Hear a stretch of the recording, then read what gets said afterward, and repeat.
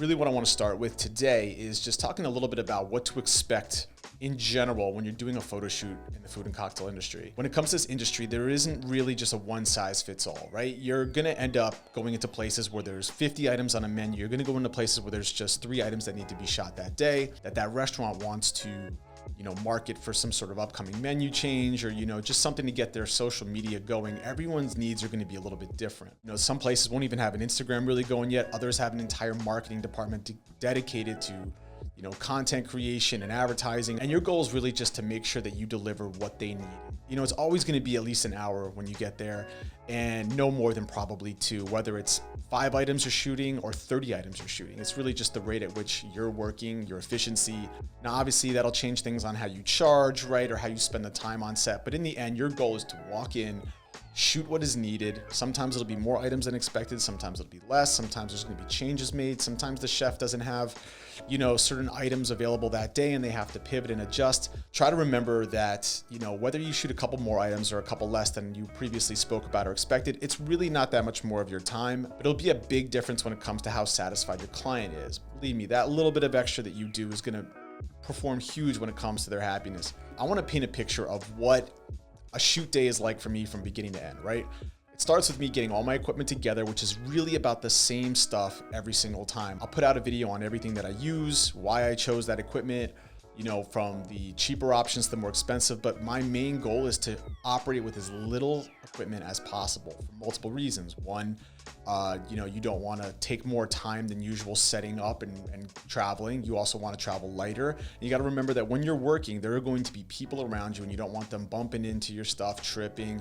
More equipment just means more moving parts on the set. Remember, you want to have the simplest setup that gets you the best product possible. So let me take you through just sort of the process in a day of one of my shoots, right?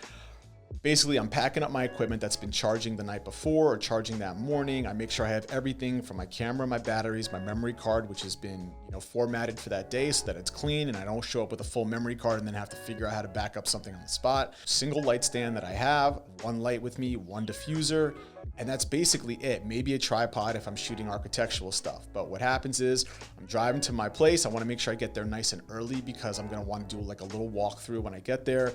Make sure I don't waste any time, trying to figure out where my shots are going to be when we're already supposed to have started. So what happens is you pull in, you park, you walk in, you're going to greet whoever is your point person, whether that's the marketing team, the chef, the social media manager, the bartender. Sometimes you'll walk in and people didn't even know you were coming in that day. That's just sometimes the chain of communication.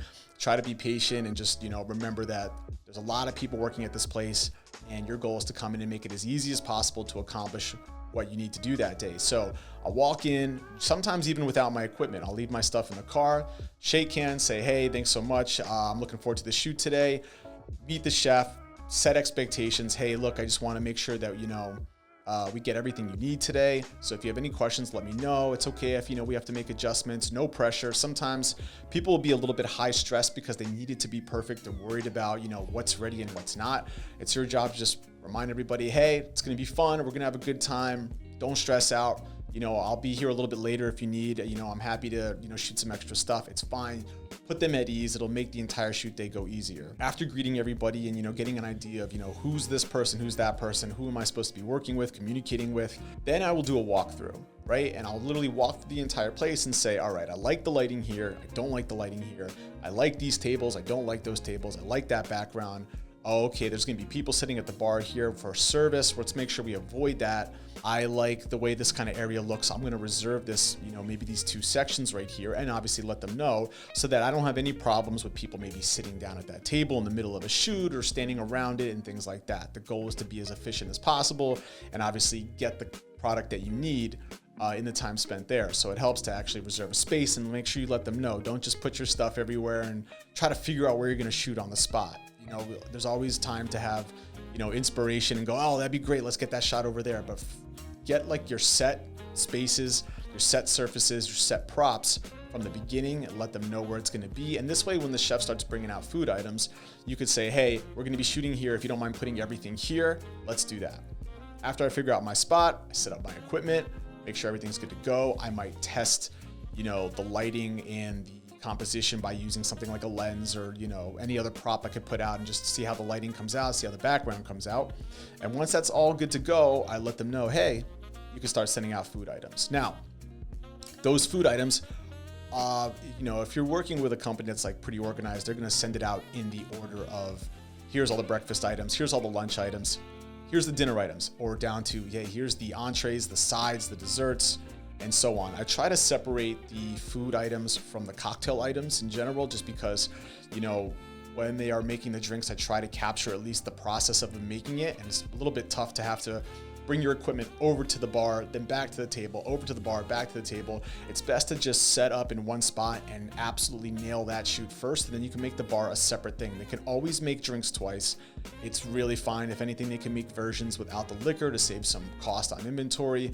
Make something like if it's a watermelon margarita, have them just make, watermelon juice. You can place it on the table and it'll make the shots of the food look better to have something in the background. But for the most part, try to separate the bar and the food items, just for the sake of, efficiency and strategy of doing that shoot.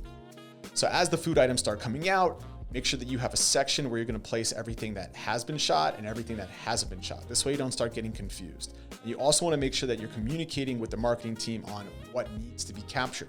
Besides getting a hero shot of every single dish, maybe they want to pair all the sides together. Maybe there's a brunch special. It's mimosas and huevos rancheros, right? And they want to pair those together because they're going to be using that as a social media post in the future. Make sure you're getting exactly what they need, not just what you think. And at bare minimum, make sure everything is shot both horizontally and vertically. Remember, this is going to be used for a number of different things, whether that be web, print, digital, social. Once you deliver all this content, there's no going back. They might call you and say, hey, do you have this shot in horizontal? If you have to say no, it's a lot worse than just getting the shot. Now, remember, as items are coming out, it's important to remember that different items have different priorities. And we're going to get more into detail about this in another class called Food Physics. But just remember, like a burger with cheese on it coming out isn't going to look as good for as long as maybe it's just a salad, right? Certain things are going to have to take priority, and you're going to have to move things around, right, to make sure that you get the shots you need when something is steaming or when something is glossy or when the textures look better on the food before they've been sitting out too long. And if things are coming out too fast, just remember to communicate with the chef. Hey, look, things are coming out too fast. We need to just slow it down a bit. This way we don't have to make anything again. Now remember to have a section for all the food that hasn't been shot and the food that has been shot. And what you could do is once you have your framing and your composition set up, you can start just rotating items in and out. Bring in this item, put it on the table, shoot it hero shot, vertical and horizontal, then maybe angle it a little bit different to get a different section of the background of the restaurant in, then maybe something a little more close up. And then maybe if you got talent, you're shooting with, someone holding it or someone in the background posing. You want to get at least a few different shots at a few different angles of each of these items. Now, once you've rotated through the entire menu, go to the bar, you do the same thing, figure out what your shot is, your lighting, make sure you communicate with how fast the drinks are coming out. Remember, same thing, if it's an ice-based drink, you got to make sure you shoot it before the ice starts melting versus something like a martini that can sit a little bit longer. And you're just, again, adapting on the spot for different items, different angles, different spaces. As people come in, you might have to move your light around a little bit. Be mindful of obviously where your equipment is at all times. But again, the goal is to just keep things moving, make sure you shoot all the items. So once that's done, maybe it's 5 items, 10 items, 50 items, whatever it might be. I pack up my equipment. I show the marketing team, the chef, everybody, just a few of the sample images on my camera, make sure they like the lighting and the way things are coming out. And then what I'll typically do is I will sit down for about 30 minutes, maybe even an hour, depending on how much time I have, and I will start editing those photos on the spot. And I do those for 2 reasons. One, I'm excited to see what they look like and make sure that I got exactly what the client needed, but also so I could share it with the client, show them up front, hey, look, this is an unedited version and an edited version. I just want you guys to see the work that goes into the editing process so you can understand why it'll take some time to turn these around. And for me, some time could be, a day, 2 days, 3 days, but still just so they understand, hey, look, we're going to be editing 50, 60, 100 photos here. Just know it's going to be taking time because I'm putting this effort into the editing process and it will make a big difference. And then finally, the reason I sit and edit at the bar or the restaurant after is because I want to deliver them some photos that day.